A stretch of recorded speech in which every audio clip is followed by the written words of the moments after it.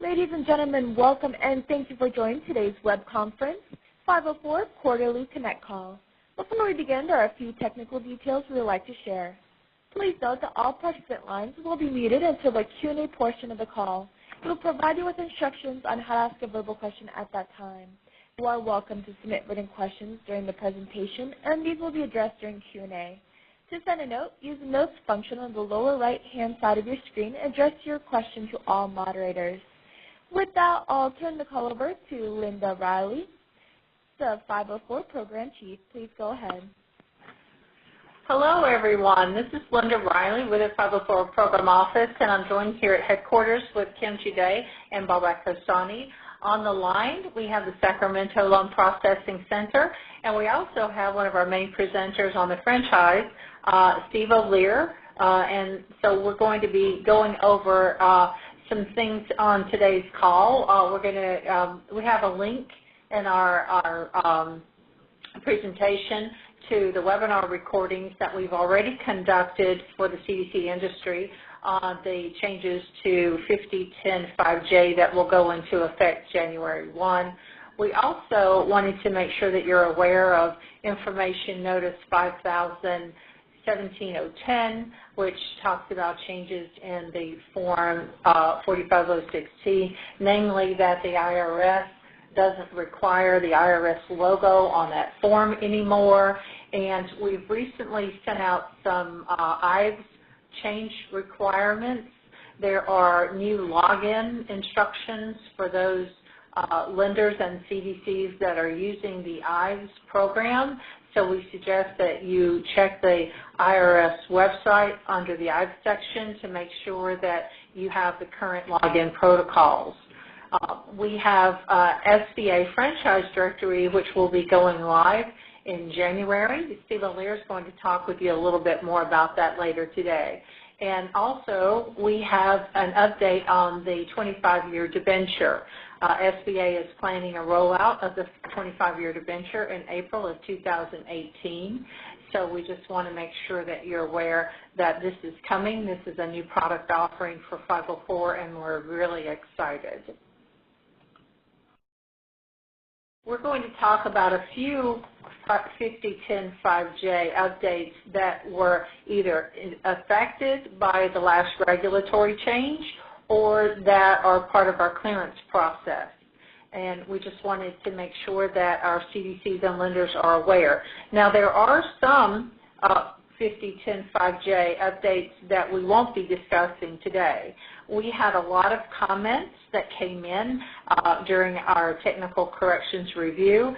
That clearance process is not completed, so if there was a change in the SOP that we received comments on, and there might be an update or clarification coming, we won't be talking about that on today's call, but we will have a follow-up call in early January. In the regulatory change that we just made last September, the case-by-case exception policy changed.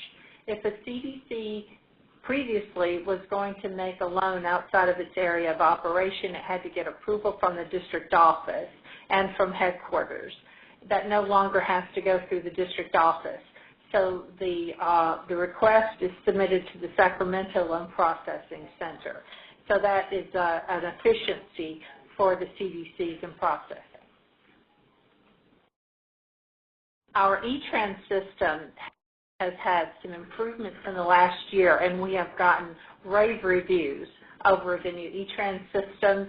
We're going to continue to make changes on the complete life cycle of the loan going into 18. But for right now, and as we rolled it out in 2017, we started with processing, and there are some things that lenders and CDCs have asked for clarifications on. So we have included that in the SOP. Also, too, he and his team have sent out updates on a weekly basis to CDCs, but just to make sure that we make all of our lenders aware on today's call that the CDC may choose to either use a vendor solution that integrates with our CAP system, or they can use the E-Trans screen directly.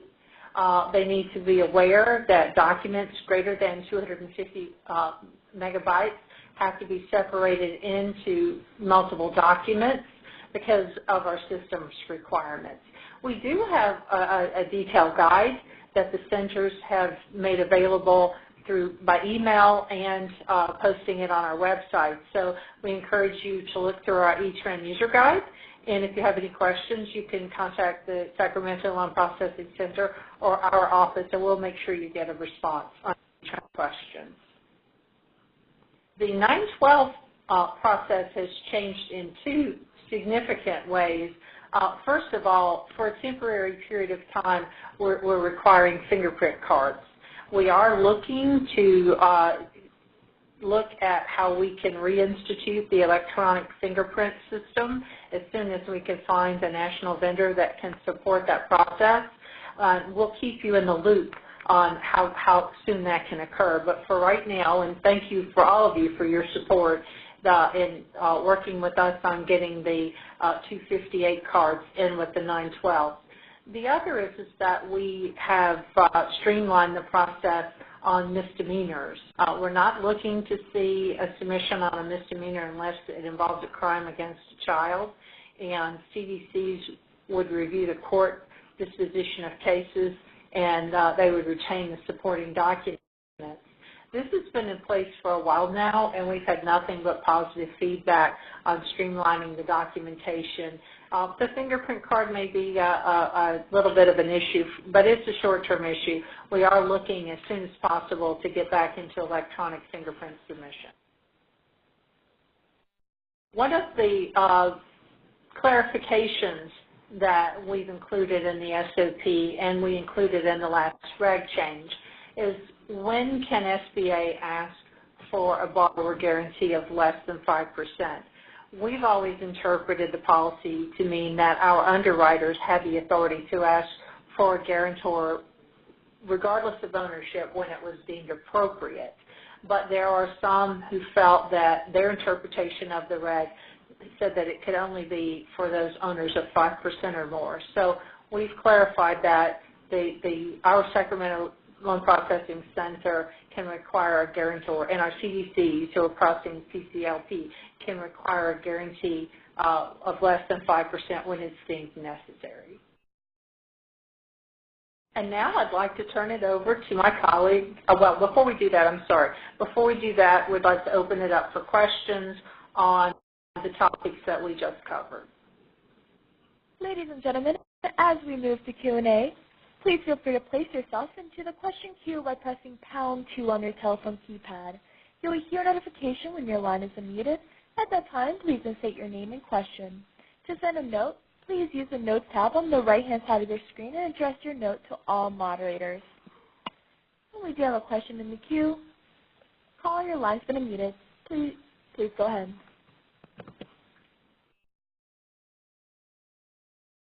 Sarah, your phone may be muted. Please unmute your line.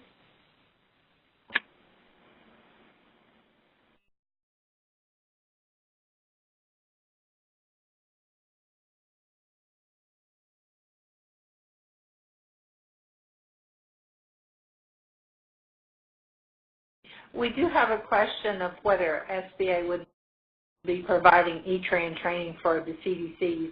And we've provided training, and we have recordings of the training that are available through NADCO.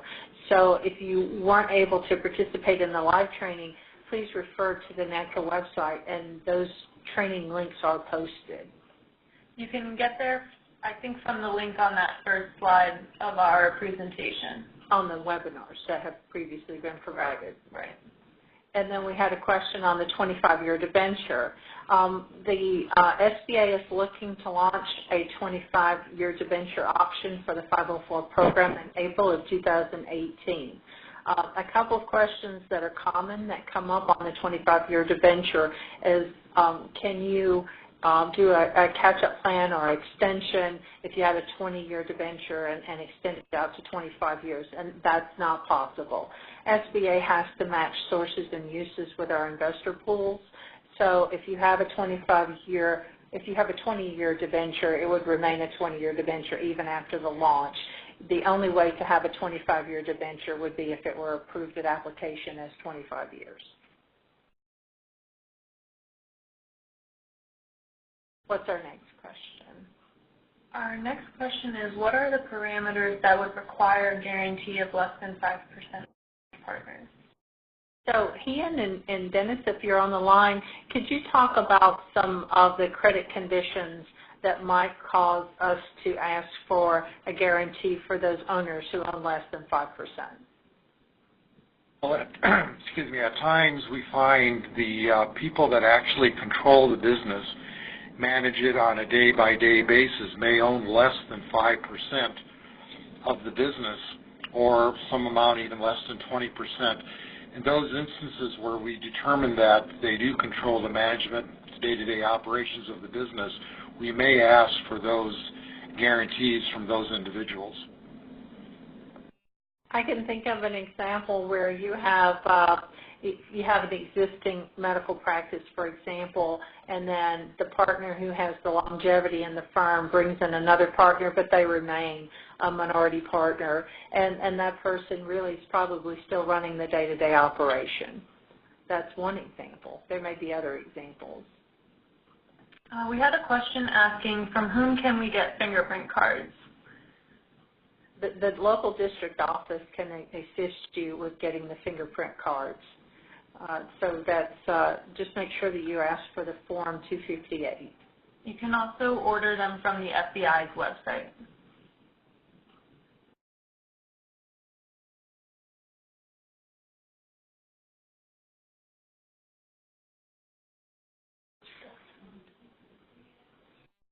All right. One of the questions that came up, Dennis, is, what if you don't have ownership, but you have a manager who has control? Would we require a guarantor in those cases, and why? In some cases, yes, we would require that guarantee. It's on a case-by-case basis. A lot depends on the actual type of business it is and the involvement of that particular manager. I mean, we've seen instances where, you know, some of the managers, it's just one particular location, and the borrower has several locations. That's quite different than, let's say, the business just has one location and the manager controls everything from hiring to firing to opening and closing the doors. So it's a possibility, and it really depends on a case-by-case basis. Okay. There's a couple of questions about clarifications on the 25-year debenture. Just to clarify again, the 25-year debenture would only be for loans approved after April 2018. We would have communications well in advance to make sure that you're aware of the launch date of when that would become available as a new product line. And also, too, in those notices, we would have reminders that there's no way to extend the term from 20 to 25 years for loans approved before April. So we'll make that very clear in our communications. I do see a couple of questions about E-Tran and CABS. Instead of answering those on the line today, we're going to forward those on to Steve Kaczarski and his team and have him get back with you. We just had a vendor call with his team, and he's just asked that we just take notes on today's call, and he'll follow up with anyone who has E-Tran questions on a one-on-one basis. That gets too technical for the discussions on today's call, but we will help you. So are there any other questions, Kim, or are we ready for Steve's presentation? We're ready for Steve's presentation. Terrific. So, Steve, let's turn it over to you. Hi, thanks, Linda. Thanks so much. Good afternoon, everyone. Are you guys going to advance the slides? Yes, please tell me Okay. when you're ready. Okay, great. So go ahead and go to the next slide. Great. So what we're going to do today is just give you an overview of the new franchise process that is in effect starting in January with the update of the SOP. I guess we're going to do questions afterwards. So I'll try to move through the slides. If you have questions, you can send them in, and then as soon as we're done with the presentation, I'll be happy to. So just again to remind everyone, the new procedures are not effective until January 1st, 2018, which is just a couple weeks away. The only thing that we are doing now is we are accepting brands for placement on our new SBA directory, which I'll talk about in a moment. So while these procedures are not in effect until January 1st, which is in reality using the directory, we are, however, accepting a placement on the directory for brands. And I'll be happy to tell you that since this was rolled out in late October, I think we've currently placed close to 200 or more brands on the directory. So we've been moving rather quickly. There is a team of 4 of us working on this, and we have placed a number of brands on the directory as of this point, and we're continuing to do that. Again, we highly encourage you all to check the directory to see if a particular brand that you work with or potentially will want to work with is on the directory. If not, then we encourage you to have them contact us to get on the directory. Prior to January 1st, SBA will be issuing all new SBA franchise identifier codes for brands on the directory. We've had a lot of questions in our mailbox on this issue, and just to clarify it, currently right now in E-Tran, there are sometimes 2 codes issued for a particular brand. The old codes, some of which were the FRUNS numbers that we were using prior to our new system, are currently in E-Tran. Also, if you look at the directory that's on the website today, there are no identifier codes on there, and so that's purposely done because up until January 1st or through December 31st, you're going to use the codes that are currently in E-Tran. However, starting with January 1st and the new procedures, all the codes will be changed so that they will be all brand new franchise identifier codes. So anything that's new currently that's not in E-Tran right now is being issued this new code. But the older codes that are in there will be changed and updated to the new franchise identifier codes. And effective on January 1st, we will list those brands that need codes on the directory as well. So that will all match up. So the questions that we've been getting recently is dealing with that changeover. So just to be clear, up until December 31st, we are using the old codes, and there are new codes being issued, and then effective on January 1, all the codes will reflect the new franchise. Next slide. So what's the benefits to the CDCs under this new system? CDCs will no longer have to review franchise agreements and other collateral documentation for affiliation between the franchisor and franchisee or eligibility of the franchisee. Previous to this, as most of you know, we did have a franchise registry, and we did vet agreements for affiliation on the registry. What this new process does and this creation of this SBA directory is it provides not only a affiliation review, but it also provides for an eligibility review as well. So we've added the eligibility function to the review, and now the brands that are listed on the directory will be brands that will be vetted for both affiliation and for eligibility.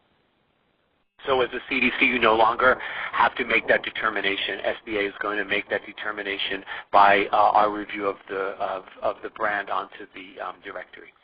The lenders and CDCs can rely on the directory for determinations of affiliation eligibility, eliminating inconsistent decisions and backlogs. Also, CDCs will no longer have to undergo a pre-application franchise review process at the center, as there will be no review of documents in the center going forward. So again, remembering between now and December the 31st, that process is not in place, and you still need to follow the current process that's in the I version of the SOP. But beginning on the 1st of January, then we will institute this directory process. Next slide. The SBA Franchise Directory, so we now are creating our own directory that is housed on our site, and I think it's easy to find now. I think the easiest way to get to it is www.sba.gov/documents. If you go through that website, it will give you a link to the SBA franchise directory, and it's a PDF file that you can download. And it is up there on the website as we speak. So we will maintain it on our website. The directory will determine if a brand meets the FTC definition of a franchise. So the directory will make that distinction. It will list the brand, and it will determine whether or not that brand is an FTC franchise or not. It will determine if the business model for the brand is eligible under SBA regulations. So again, we are doing the eligibility determination. A number of questions that have come into us recently have asked that some folks are looking at the directory and saying an agreement was previously on the franchise registry, but it's not showing up on the directory. And that's because, for a number of reasons, it could be that we are still determining whether that brand is eligible because we did not vet for eligibility on the franchise registry. So we are making that determination now. So again, if a brand shows up on the directory, then it has been vetted for eligibility. We will, starting on January the 1st, provide an SBA franchise identifier code. And again, remember, the identifier codes are only for brands that meet the FTC definition.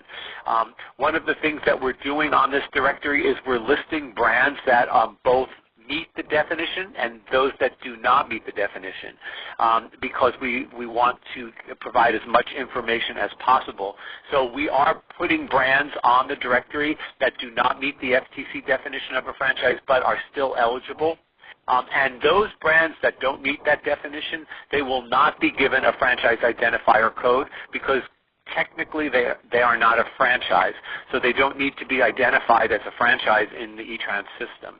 But they will still be showing up on the directory to let you know, A, number one, that they are not a franchise, and B, that they are eligible, that we have vetted them for eligibility. Examples of some that potentially are on there right now, the FedEx route systems. We've looked at the FedEx route systems and determined that they don't meet the definition of an FTC franchise, but they do meet our eligibility requirements. So we've listed them on the directory as a non-FTC franchise, and going forward, they will not be given a franchise identifier code. Also, the directory will determine if an addendum is needed, and if so, whether the franchisor will use the SBA addendum, the standard SBA addendum, the 2462, or whether or not they have an SBA negotiated addendum. A number of questions have come up around this as well. Just for your information, if a franchisor is listed with an SBA negotiated addendum, they can still use the standard addendum. You should think of the SBA standard addendum as like a get-out-of-jail card free. They can use that at any time. They can always use the standard addendum. What we have, some brands that prefer to use the negotiated addendum with some deals and prefer to use the standard addendum with some deals. So if they are listed with a negotiated addendum, then they can use either one. If they are listed just with the standard addendum, then of course they can just use the standard addendum. So the directory will also indicate on there which addendum they have approval for. But just know that the 2462 can be used at any time. Next slide. So I'm going to go through this kind of quickly. I'm not going to spend a lot of time on this since going forward, really, since starting in January, you as a CDC are not going to have to make this determination. However, between now and then, you do have to make the determination, so I'll just kind of spend just a minute or two going through what that is. So this is what the definition is as published in the Code of Federal Regulations under the FTC. When a relationship established under a licensed job or dealer or similar agreement is not generally described as a franchise relationship, if such relationship meets the FTC Commission's definition of a franchise, it's treated by SBA as a franchise for purposes of affiliation determination. CFR. Next slide, please. The FTC definition of a franchise states as follows. A franchise means any continuing commercial relationship or arrangement, whatever it may be called, in which the terms of the offer or contract specify, or the franchise seller, which is the franchisor, promises or represents orally or in writing that, and there's three things that an agreement must contain in order for it to be considered a franchise under the FTC rules. One, the franchisee will obtain the right to operate the business that is identified or associated with the franchisor's trademark. So we call this the trademark part of it. If the agreement provides for the use of some kind of branding or trademark or something that the business must use in association with operating its business, then it meets the first definition. So that's a pretty easy one to find because the agreement will be fairly clear on that, whether or not they do provide trademarks or branding marks or anything like that. So if that's in the agreement, then it would meet part one of the definition. Next slide. The second piece of it is the franchisor will exert or has authority to exert a significant degree of control over the franchisee's methods of operation or provide significant assistance in the franchisee's method. So we're focusing here on the method of how the business is operated. What control does the entity have, the franchisee, the franchisor, the licensor, whatever you want to call that entity? What control do they have over the methods? And here we're looking at things like establishing hours, requiring uniforms, having to sign off on the location, providing a manual of some sort. So those are things that provides control over the method of operation of that franchise business. So if an agreement contains any of those kinds of things, then technically it meets item 2 of the definition. And then the last one, which sometimes is a little bit difficult to find, as a condition of obtaining or commencing operation of the franchise, the franchisee makes a required payment or commits to make a required payment. So this is the payment part of the definition. And the FTC says the payment has to be at least $500 and it must be made within 6 months of operation. So it's a pretty low bar since the payment amount is only has to be $500 to meet the definition. So clearly, if there's a royalty fee, meets the definition. If there's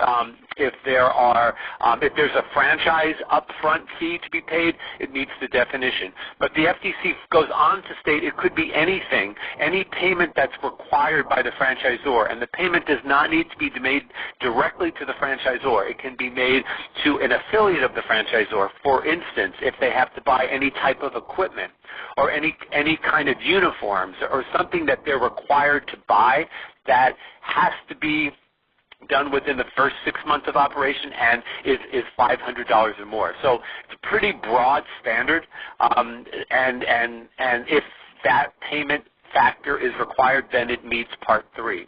So in order to meet the definition, an agreement has to have all 3 of them in there. Now, we have seen some that have 1 and 2 but don't have the payment factor in there. A lot of the insurance agreements that we've seen may have 1, because a lot of times they do provide some kind of a branding. 2, a lot of times there is control over the operation, significant control over how an agent operates their insurance agency, but it's the payment factor that in some of them are missing. There's no required upfront payment that they have to make. So again, it has to meet all 3 in order to meet the definition of a franchise. So we are doing that with agreements that come in. And if we make the determination that it does or does not meet the definition, we're listing that on the directory. Next slide. The FTC does provide exemptions, and basically under the guidance of the FTC rules, if an agreement or a brand meets the definition, they are required under the FTC rules to provide a disclosure document, which is a document that the franchisor prepares, and they're required to provide that to the franchisee if it meets the definition of an FTC franchise. However, there are agreements that the FTC has said that meets the definition, but they are being exempted from the disclosure requirements. and one of those are fuel agreements. The FTC says that fuel supply agreements that operate under the Petroleum Marketing Practices Act, the PMPA, are considered franchise agreements, but they are exempt from the disclosure requirement, which means that a fuel supplier, while they meet the definition, would not be required to file a disclosure document or provide a particular franchisee, if you will, with a disclosure document. So fuel agreements that operate under the PMPA are franchises in SBA's eyes and would require the same review. But under the guidance of the FTC, they don't have to file a disclosure document. Next slide.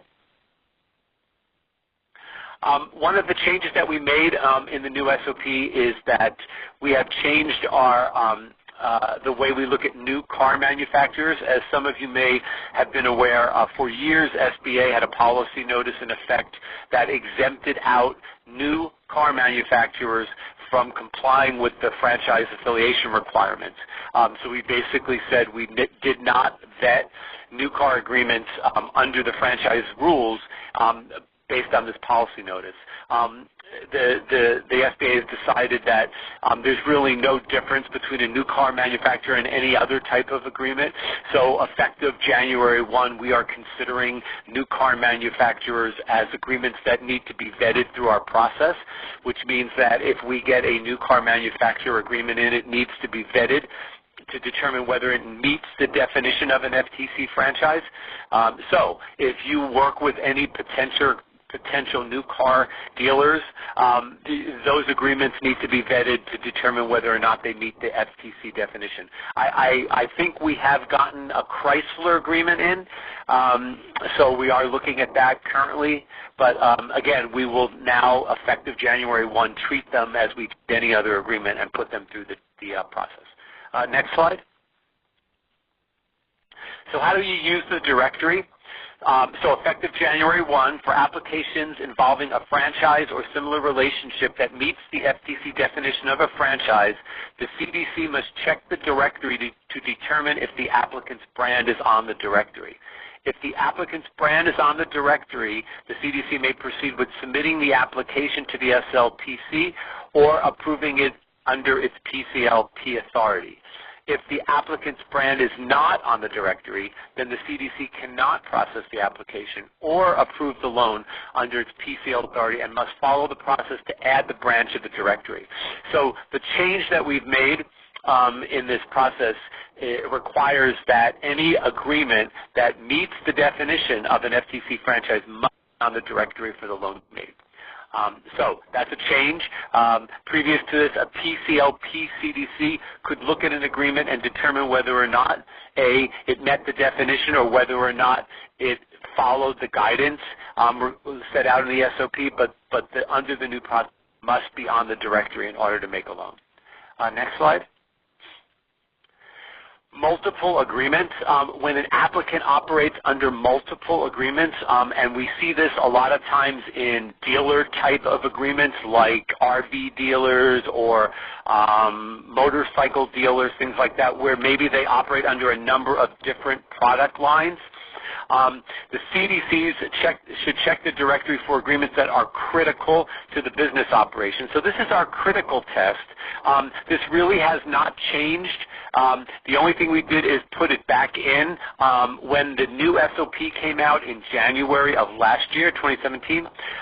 That critical test went away. It was not included into the SOP. And so basically what we've done is we've brought it back. The only change we've really made in this is that previous to this, we considered agreements were critical if they added up to 67% of the revenues. We have now dropped that to 50%. So that's really the only change we've made in the multiple agreements or the critical test. So we've just put this back into the SOP. Next slide. the procedure to add brands to the directory. So if you have a potential brand that you don't see listed on the directory, you should direct the franchisor, the licensor, the jobber, the distributor, whatever they are, to send the following documents to us. Our mailbox has changed. We are now using franchise@sba.gov. And the following document should be submitted. It should be a franchise disclosure document, an FDD if applicable. And remember, the reason I say if applicable is because there are certain brands out there that are not required to have an FDD. So again, you're going to ask if they are required. They should submit the FDD. If not, then they should just submit whatever documents they use. We ask for a copy of the franchise agreement, and we ask for all other documents the franchisor requires the franchisee to sign. This is a really important one, and we are going back all the time and just double checking to make sure that we have everything, because one of the things that we're trying to do with this new directory, especially important on the CDC side, I think, is that we're trying to ensure that all these other collateral documents out there that we vetted, and making sure that those are not going to be a problem at closing. And so that's another reason why you may not see a brand currently on the directory that may have been previously on the SBA, on the franchise registry. It's because we are some of these issues on collateral documents. So it's really important that we get in all of these documents, anything that the franchisor requires the franchisee to sign, so that we can vet them through to make sure that there's not going to be a problem for closing, especially on the 504 side, because you're dealing primarily in real estate. And that's where we see sometimes some of these issues. Now, I will tell you there are a number of brands that are on the directory currently where we have vetted those documents.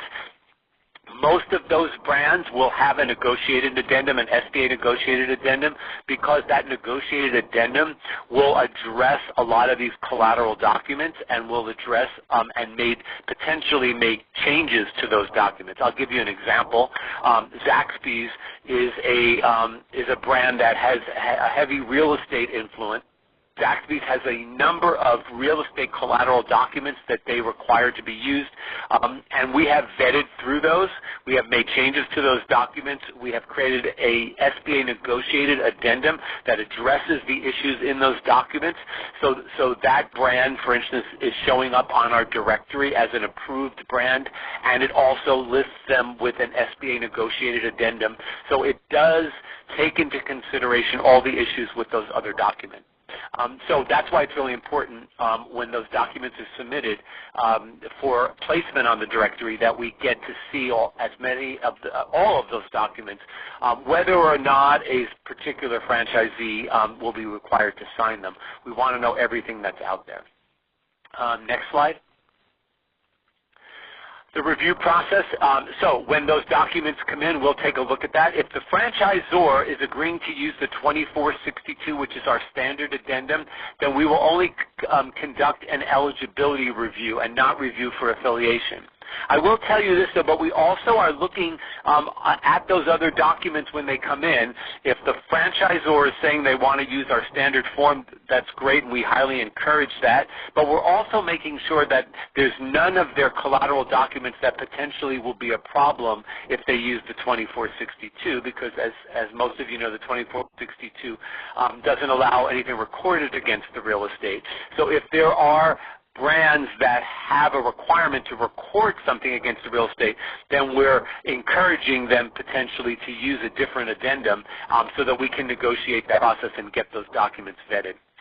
But primarily, if a brand comes in with a 2462 request, then we're only conducting an eligibility review of the brand.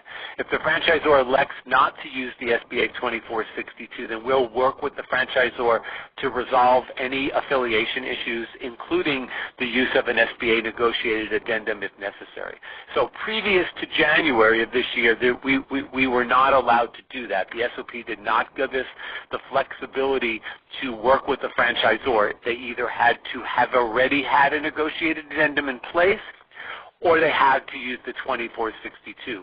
So starting with this new process in January and starting with our placement of these brands on the directory, we are able to negotiate addendum changes and negotiate changes to the current negotiated addendum if a franchise brand should require that. So we do have more flexibility now under the new process to work with franchisors to ensure that we can cover potentially things that may not covered before.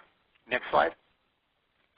Upon completion of the review and a determination by SBA that the brand is eligible, SBA will list the brand on the directory, along again with the indication of the type of addendum being used, and will assign it an SBA franchisor code. In some cases, though, we may list the brand on the directory and tell you that there is no addendum needed because the documents may not have any affiliation issues in there that potentially require an addendum. So you will see brands on the directory that will say no addendum needed, and so they will be identified as such. If SBA determines that the brand does not meet the FTC definition of a franchise, we'll still list that brand on the directory, but we'll indicate that it is not a franchise and we will not assign it an identifier code. We are encouraging all of our CDCs and our lenders to submit documents to us to get on the directory, even if they are not FTC franchises, because that will only make the process a lot easier for everyone to understand which brands meet the definition, which brands do not. So that's why we're listing both on the directory. Next slide. The franchisor certification, we're making a change to this process. Currently, the process in place requires that if a franchisor is using the SBA negotiated addendum, they are required with every loan to provide a franchisor certification that they can use that negotiated addendum. That franchisor certification is SBA Form 2463. And again, that's currently required now through the 31st of December, and it's required on a loan-by-loan basis when a franchisor uses an SBA negotiated addendum. We're making a change going forward. We are no longer requiring a franchisor certification on a loan-by-loan basis. We are listing the brand on the directory. If they have an SBA negotiated addendum, they are allowed to use that. There is no requirement that there be a certification on a loan-by-loan basis, but we are requiring an annual certification from the franchisor that their new agreement, meaning 2018, 2019, 2020. Going forward, their new agreement can continue to use that negotiated addendum, or that their agreement going forward does not need an addendum as well. So that will be something that the franchisor is required to provide to the SBA. It's not something that the lender or the CDC will need to get, and it's not something that's required on a loan-by-loan basis. The annual certification is SBA 2464. So effective on January 1, the 2463 goes away. It's not required anymore. A franchisor, if they have a negotiated addendum, can use it. And then they must certify with us on a yearly basis if they use the negotiated addendum. Next slide. I'm not going to spend a lot of time on this because this is the issues that result in affiliation. We have not changed any of these between the I and the J versions of the SOP. Those are still the same. So they're just listed in the slides as a reference point. Those are also the issues that are identified on the standard addendum. So I'm just going to go ahead and pass through these slides. They're there for reference. Great. If you can go to the next one as well. Great, and there you go, perfect. So, again, those issues of affiliation have not changed. We did not do anything different in the J. They're the same that were in the I, and again, they are listed in the standard addendum. So what is the procedure starting January 1 to submit a franchise application? For non-PCLP loans, if the applicant brand meets the FTC definition of a franchise, the CDC must identify the name of the franchise and the SBA franchise identifier code when entering the application into E-Tran. No other franchise documentation must be submitted to the center with the application. The SLPC will confirm that the brand is listed on the directory. Next slide. For PCLP loans, if the applicant brand's If the applicant's brand meets the FTC definition of a franchise, the CDC must document in its file that the applicant's brand is on the directory and identify the name of the franchise and SBA franchise identifier code when entering the application into E-Tran.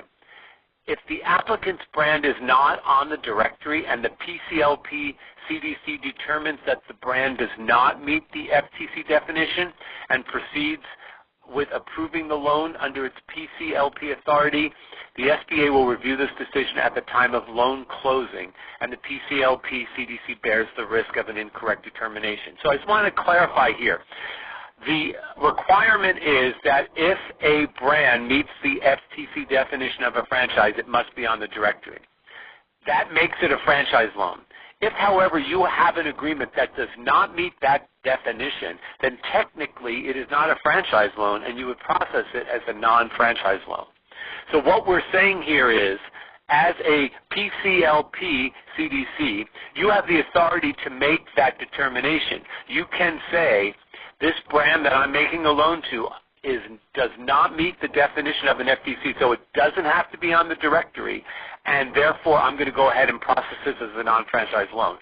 You have the right to do that under your PCLP authority. The only thing we're saying is, though, we may, however, on closing, have a different opinion on that, and as a result, that may prohibit the closing if we determine that does definition. So what we're basically not requiring, but we're basically suggesting is that you get as many of these brands on the directory. Let us vet them so you don't have to worry about that issue. But you do have the option as a PCLP CDC make that determination yourself, and that's basically what we're saying here.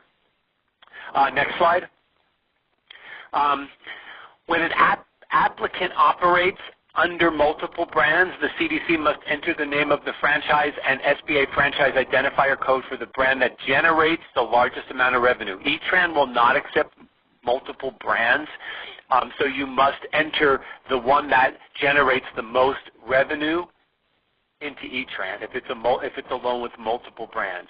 Then you must identify all other brands and their SBA franchise identifier codes in your credit memo. For non-PCLP loans, the SLPC will confirm that the brand's critical, and you will tell us in your credit memo what brands are critical based on that test, 50%. Or on the directory. For PCLP loans, the CDC must document in their file that all brands critical to the applicant's business are on the directory and will be required to submit that documentation for SBA's review prior to closing. Next slide. If the applicant franchisee has multiple locations and each location operates under a separate franchise agreement, then each location, meaning each franchise agreement, has to have its own addendum if required. If, however, the applicant applies for further assistance under an agreement that already has an executed addendum, the CDC will not need to obtain a new addendum in connection with the subsequent application for financial assistance. So what we're basically saying is if you have an applicant that already has an addendum in place and you're making additional financing or providing additional financing to that business that's operating under that same agreement, you don't need to get another addendum. You only need to get an addendum if the agreement changes to an updated agreement, then you would need an updated addendum. The addendum goes to the agreement. That's basically what we're trying to say here. Next slide. For all 504 loans, prior to closing, the CDC still must obtain a copy of the executed franchise agreement, the executed SBA Form 2462 or negotiated addendum if applicable, again remembering that there are some brands that are not required to have an addendum, and any other document the franchisor requires the franchisee to sign. The CDC will upload the executed franchise agreement, the addendum, and other documentation into E-Tran prior to submitting the closing package to SBA counsel. So you still, even though you're not required to submit documentation up front on the application process, you still are required to ensure that prior to closing that you still have these documents and that they're properly executed. So this is a reminder that you're still requiring to have all of those documents properly executed prior to closing. Next slide. Franchisor applicants, a franchisor's relationship with its franchisee. So basically in the I version of the SOP, there was no longer the ability of a franchisor applicant to sign any type of an addendum. Therefore, you had to look at the franchisor application and all of its franchisees in terms of making an affiliation determination. What we've done brought back this idea of allowing a franchisor the ability to execute a global type addendum, which was something we had in place prior to the I coming out this January, and so we've put that process back into place. So we're just reminding you that a franchisor's relationship with its franchisees under a franchise agreement must be considered when making a size determination for an applicant franchisor. So if you are looking at a franchisor as an applicant, SBA says that franchisors potentially are eligible for assistance. You have to look at all of the franchisees in terms of affiliation. Previous to this January, if you looked at the franchisor and franchisees and you're considering all of the revenue of all the franchisees, if you combined all that together and the franchisor was too large, then you were not able to make the loan. What we're saying now is when you look at that relationship, if they are too large, then we can create a global addendum that basically will unaffiliate all of the franchisees, unaffiliate all of the franchisor's franchisees, such that you will look only to the franchisor themselves for size. Should the franchisor still be under the size standard when looking at just the, then you potentially can make that loan. And that in some cases requires a global addendum. So we're saying if you have a request like that, you should come directly to us at franchise@sba.gov, and we'll help work with you on creating a global addendum for each of those things on a case-by-case basis. Next slide. Development agreements. We haven't changed really anything on development agreements, so I won't spend too much time on this. There are basically two types of development agreements that we see. The ineligible one is where a potential franchisor grants a third-party developer an area to develop on their own. The franchise developer is like a sub-franchisor, which means that that third party, that entity, is able to go out and find unaffiliated franchisees so that they can develop a territory. The income that the developer gets is from the royalty payments from these party unaffiliated franchisees. We would consider that type of an agreement to be a passive type relationship, and that type of entity would be ineligible for SBA financial assistance. However, there are certain types of development agreements where a franchisee signs a development agreement where they themselves or affiliates of them go out and open 2 locations, 3 locations, 4 locations. Those types of development agreements would be eligible because the entity, the franchisee themselves, are developing those stores, and as a result, they would be eligible under that type of development agreement. So that's the 2 types. We basically are just clarifying that in the SOP. But one of the things that we found in a number of situations is we had situations where an entity came in that was an entity that was opening a single unit franchise, which potentially is eligible, but that entity had an affiliate that was operating under an ineligible development agreement. And we wanted to clarify that just because an applicant has an affiliate that operates under an ineligible development agreement, that does not disqualify the applicant coming in the door. That ineligible affiliate would be looked at in terms of a size determination, but that ineligible affiliate would not disqualify the applicant themselves. So you would still have to go through the size analysis, but it doesn't automatically disqualify them because they have an affiliate that operates under one of these agreements. So we wanted to put that in the SOP to make that a little clearer. Next slide. And the next slide as well, because I kind of talked about all of these. And that's the area development rights. Next slide. Great. Management agreements. For those of you that remember, back in July of 2016, we updated our affiliation reg in the CFR, and we added a provision that said management agreements need to be looked at, and management agreements may create affiliation. In the I version of the SOP, we did not provide guidance as to what types of management agreements potentially create affiliation. So what we did here in the J is we provided guidance as to what we look at in terms of management agreements and management agreements potentially creating affiliation, and or management agreements that we determine are ineligible. They potentially create a passive type business. So that's what we try to describe here. So businesses that have entered into a management agreement with a third party that gives the management company sole discretion to manage the operations of the business, including control over the employees, the finances, the bank accounts, with no involvement by the owner, are considered passive and not eligible.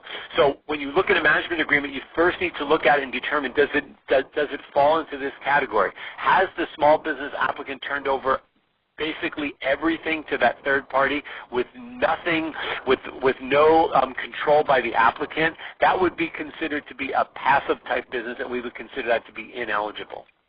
Next slide. So if you have a management agreement that passes that test, that is not that type of agreement, then we look at the management agreement to determine whether or not the management agreement creates affiliation. And we determined what that test should be.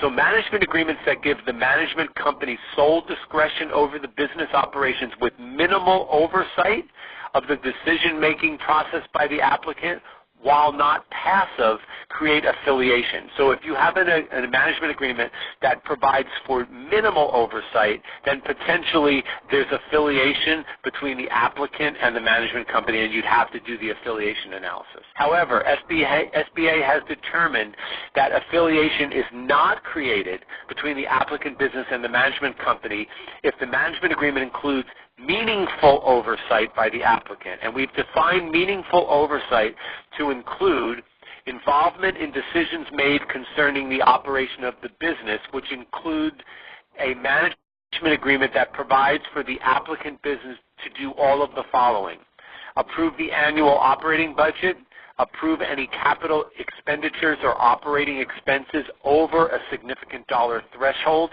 have control over the bank account, and have oversight over the employees operating the business, who must be employees of the applicant business. Provided that management agreement contains those elements, then you can make the determination that that management agreement provides meaningful oversight and as a result does not create affiliation. Next slide. The process for management agreement reviews: if the applicant will be using a management agreement, the CDC must submit the management agreement to the SLPC pre-app. So that's really the only pre-app requirement that we have in this process, is if the applicant is operating under a management agreement, you need to submit that pre-app to the center, and the center will determine whether or not there's that management agreement is eligible or creates affiliation. If a PCLP CDC is processing under its delegated authority, then the PCLP must review the management agreement. Next slide. Okay, questions on SBA franchise policy. We give you some references to the mailbox. We've now changed the mailbox to franchise@sba.gov. One of the things that I will tell you about management agreements is that if this management agreement issue comes up in franchises in a couple of contexts, one being hotels, one being these medical type franchise operations. So we've included footnotes on the directory that basically say, oh, and by the way, this potential franchise may have a management agreement component. Please make sure that you get the management agreement reviewed. So we are providing that guidance on the directory when we list a brand. Also, one of the things we're trying to do, especially in the hotel industry, is we're looking at any of their collateral documents to see if any of those agreements, any of those documents provide for a management type agreement, and we are vetting those before we put them on the directory. So if a franchise has a required management agreement or some type of management agreement, we are vetting those before we put them on there. One of the brands that I'm working with right now is Marriott. Marriott has a consent to management agreement. I'm working with them now because that particular agreement conflicts with our policy and would create affiliation. So we are working with Marriott now, and again, we're going to try to do that with all the brands that we list on there so that there's no problems once they're on our directory. Next slide. That is a flow chart that kind of helps you navigate the process. So that's something that you should probably refer to as you're going through the process. It's pretty good about directing you in the right place, and I think that's it. I think we've made it under the wire. Yes, we're right at the hour. So I will just show these slides quickly that have the SBA contacts. This presentation will be available to the attendees after the call. It was sent out to those that received the invitation prior to the call, but we can make it available after as well. I'll try to read through a couple questions quickly for you, Steve, and then anything that we don't get to, we'll have to address later offline. Okay. But we do have a written transcript of the questions, so we'll be able to get back to you. Okay, great. So the first question was, Chevron for gas operations is currently on the directory, but the convenience store Extra Mile is not. Please confirm that both would need to be on the directory to be eligible. That's correct. Both would definitely need to be on there. Okay. If a franchise agreement and an unsigned addendum is sent in pre-application and approved prior to January 1st, but the credit application is sent after January 1st, does the franchise need to be on the registry to obtain credit approval? I think that's a center question. I don't know how you guys would look at that. I don't know if it would be considered to be approved before or after. I defer to the folks in the center on that.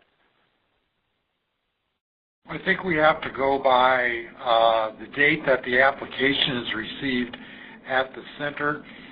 So if the questionnaire is alluding to franchise agreement being approved in December and the credit application comes in January, we'll have to go by the date of the credit application, which means the new franchise guidelines would be in effect. Yeah, I think that makes sense. I think that would be the right decision, right? Okay. Where can we get a copy of the negotiated addendum? Will we still go to Fran Data for it, or will SBA have it on their webpage? SBA will not have it on its webpage. You need to contact the franchisor. You should not go to Fran Data because Fran Data, we are not working with Fran Data on this process, so you should go directly to the franchisor for that document. Okay. Using the directory, are we looking for yes across each item? What do we do with the no? So in the way the directory is, it will tell you whether or not a document is required. So it'll say the name of the brand, and it'll say FTC franchise yes or no. So if it's an FTC franchise yes, that means that you need to potentially have an addendum unless the directory tells you that an addendum is not required. If the FTC franchise, if the brand is listed as a non-FTC franchise, then you won't need anything because it is not considered a franchise. So the yes and no has to do with whether or not it's an FTC. If it's an FTC franchise, then you need to go across, and that directory will tell you, A, is an addendum needed? If it says no, then you don't need to worry about it. If it says yes, then it will tell you whether or not the franchisor is using the standard addendum or whether they're using the negotiated addendum. Okay. And our last question we have time for today, will SBA be providing a list of those franchisors that don't qualify under the SBA eligibility and providing an explanation as to why they don't qualify? If a franchisor applies and we've determined that they don't meet the SBA eligibility requirements, we will tell the franchisor why we've made that decision. We are not posting currently a list of ineligible brands, so a CDC should basically, if they look on the directory and see it's not on there, they can send us an email and say, is this an ineligible brand? Have you seen it? And we will be happy to let them know whether or not the brand is eligible or not, whether we've seen it and determined it's ineligible. Great. All right, thank you. That's all the time. We're over time, so thank you for those who have stuck with us. Thank you to all of our presenters, and everyone have a great day. Great. And we want to thank everyone for dialing in today. I would like to say happy holidays to you and all of your families. Thank you for joining today's conference. The call has now concluded, and you may disconnect.